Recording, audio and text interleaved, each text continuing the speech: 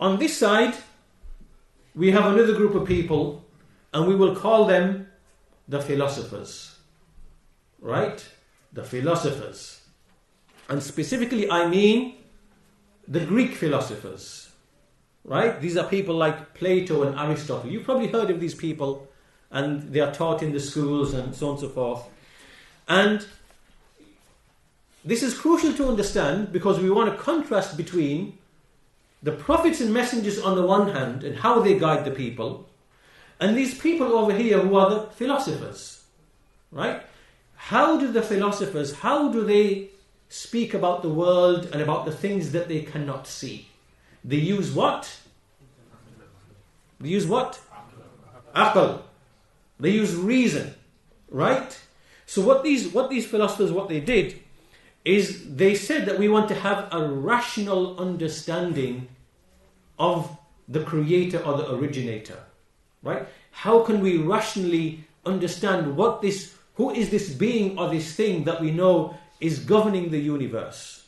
Right? And how can we acquire knowledge of him? Remember, these people are misguided people. There is no book sent to them. They are star worshippers. They are polytheists. They are idolaters. And they just use their aql to try to understand the world and to try to understand things that they cannot see. Right? And so they basically said, aql is the foundation of all knowledge. Is this true? Is this true? Is aql the foundation of knowledge about Allah? No, it's not. We've already established that it is wajib to know Allah by way of naql, wahi. Yes? We already established that. These people, the general principle they have is that it is it is basically the only sound basis of knowledge. The only way we can get sound knowledge is by using this. Right? And this is something which is said by all of the philosophers and disbelievers and atheists in all times and ages. They say the same thing. Like today, you have scientists and they say, yes, the scientific method and reason is the only route to knowledge. Is this correct? No. Batil. False. It's not correct. But this is the basic principle. This is the basic principle that they said. And so what they began to do is they began to speak about this being that they thought was behind the universe. Right? And they started writing books called Physics and Metaphysics. Physics is things that we can see, and metaphysics is things that we can't see, and what is their nature and so on and so forth. So to cut a long story short, I'm going to summarize it. I'm going to mention to you how they described this being that they thought was behind the universe. I'm going to give you the summary of what they said, and pay attention to these words. So they said, and all of this is known and established. It's not subject to dispute. It's not something that I'm making up. It's rigorously studied. Their books are there. They are translated. There's academic papers on this. This is all known and understood. And really, the Ash'aris and Maturidis, the ones at the very top of the pyramid, they know exactly what is being said here. They know and understand what is being said here, and they know this full well. Right? But the ones who are underneath, in the middle layer of the pyramid, and the blind followers at the bottom, they are basically clueless about all of this. They don't know any of this. Right? But the ones right at the top, they know, when they hear this speech, they will know that we know what they are upon and what they're about. Right? So, listen to the speech of Aristotle and Plato, how they are describing the divine, meaning that being that they believe is behind the universe. They say, he is without a body. Without a body. Doesn't have a body. He doesn't, without limit. Doesn't have any limits. He is without change. He cannot change. He does not have mutability. He's immutable. What does this mean? That he can't change. He's fixed. He is without parts. He's not divisible. He doesn't have any parts. He is not subject to time. He's not confined by time, confined by space.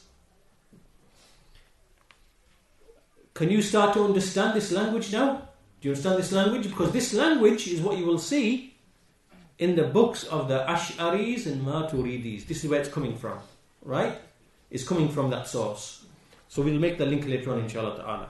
So they're saying this being is without a body, he's without parts, and he's without passions. By passions they mean things like loving and being pleased and being angry and things like this. So basically, these Greek philosophers, this is their language in terms of how they described the being that they thought was behind the universe. Right? He's not confined by space, not confined by time, he's not a body, he's not divisible, he's not this, he doesn't have any attributes, we can't think of an attribute in our mind for him. Do you understand? All of this, basically, if you think about it, they are rejecting any description for Allah, and they are saying that really it's just something that you think of in your mind, that He is one. Right? Without any names, without any attributes, and so this is the type of language that these people basically spoke of. Now this is in the 4th century before Isa alayhi salam. Right? 4 centuries before Isa alayhi salam. Aristotle, Plato were in that basic period of time. So then what happened is that this idea or this speech and this language of Plato and Aristotle, the Jews and the Christians and the Sabi'ah, they acquired this language and they acquired these ideas and they began to speak about Allah in exactly the same way. So meaning that this type of knowledge, this type of language is something that the previous nations fell into before the people of Islam fell into it. Right? So meaning that the people like the Ash'aris and Maturidis and the Jahmiyyah and the Mu'tazila, they are not something new among the nations. They are not something new among the nations. This is something which already happened to the Jews. It happened to the Christians. And it happened to the Sabi'ah. And these things that we are speaking of about ta'wil and tafweed and so on and so forth, which are these mechanisms, this is not something new. This already existed amongst the Jews and amongst the Christians many hundreds of years before Islam even came.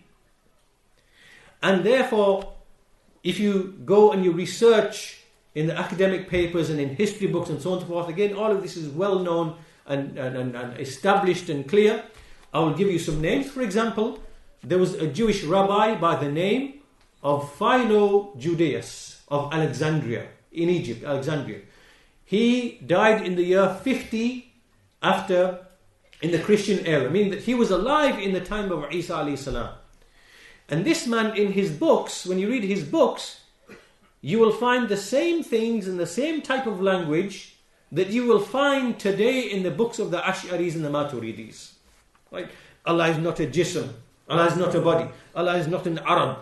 Allah is not an accident or an incidental attribute. Allah is not in place. Allah is not in a location. Allah is not this. Allah is not that. This is what we call negative theology. You only describe Allah in negatives. You only say what He isn't rather than saying what He is. Because if you say what He is, you've likened Him to the creation. Do you understand the basic idea now? Right? So this is something that was already present amongst those Greeks, Plotinus and others like that. And so this Philo, he's speaking with the same language. 800 years, 700 years before Jahm bin Safwan, the Jahmiyyah, the Mu'tazila, the Kullabiyya, the Ash'ariyya, the Maturidiyya. Right? Then after him, you have amongst the Christians, they become affected by the same thing. There is Clement of Alexandria in the 3rd century after Isa alayhi salam, speaking exactly the same language. God is without parts, without a body, without is not divisible, is not mutable, and so on and so forth. The same type of language. Not a jism, not an Arab, is not subject to hawadith. All of this philosophical babble, philosophical nonsense that they took from the Greek philosophers. Right? So if you read his works, then you go and read, for example, the books of these Asharis and Maturidis, It's exactly the same language. Then you have after him a person called Saint Augustine. Augustine of Hippo, I believe, the place where he's from. Exactly the same thing. He's basically in the 5th century. This is only now 3 centuries before Islam. Exactly the same type of language. Right? And this is because they were affected by those Greek philosophers who said we use reason to decide what the Creator is and what He isn't. And then on the basis, and they are obviously just misguided polytheists and idol worshippers who are speaking upon ignorance, then the Jews took that, and the Christians took that, and the Sabi'ah, they took that as well. The Sabi'ah are basically people to whom Ibrahim al-Islam was sent, but they remained in those lands for centuries and centuries and centuries, and they were still present when Islam came. And they were present in the Muslim lands. So, now the point is, can you see the difference between what's over here? What's over here? It is wahi. Yes? Wahi through the prophets and messengers. What's over here? Huh? What is it built upon? Jahl.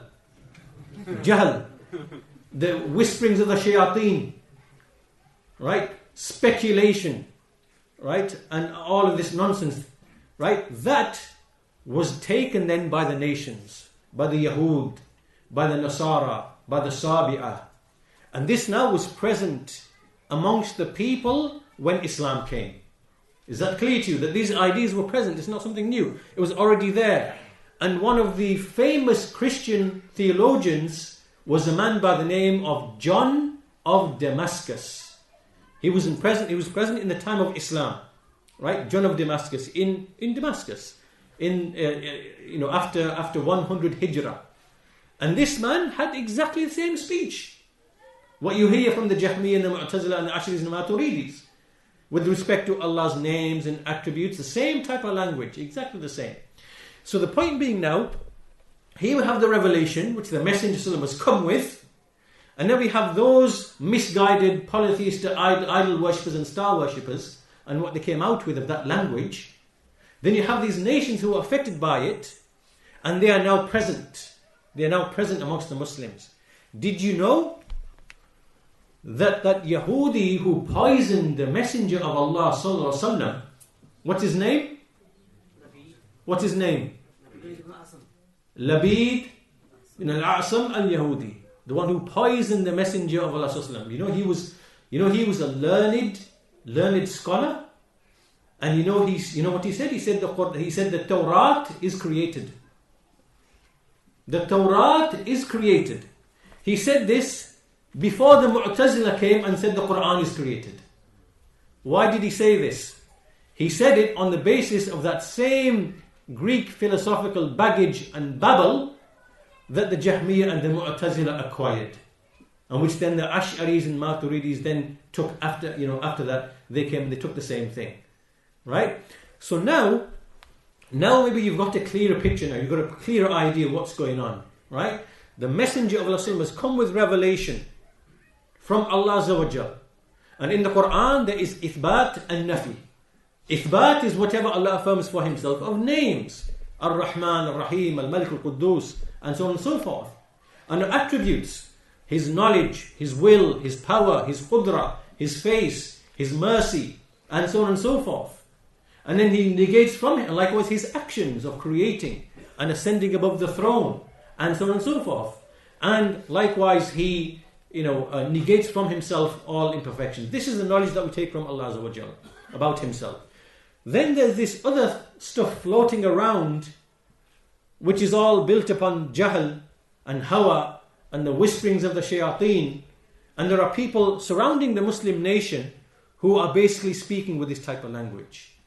And that's why we said to you, the verse that we mentioned at the very beginning, Subhana Rabbik, Rabbil Izzati Amma Yasifun, wa Salamun ala al-Mursaleen, walhamdulillahi Rabbil Alameen. You have to keep those ayat in mind as we move through this history, because their relevance will become clear to you, the relevance of these verses.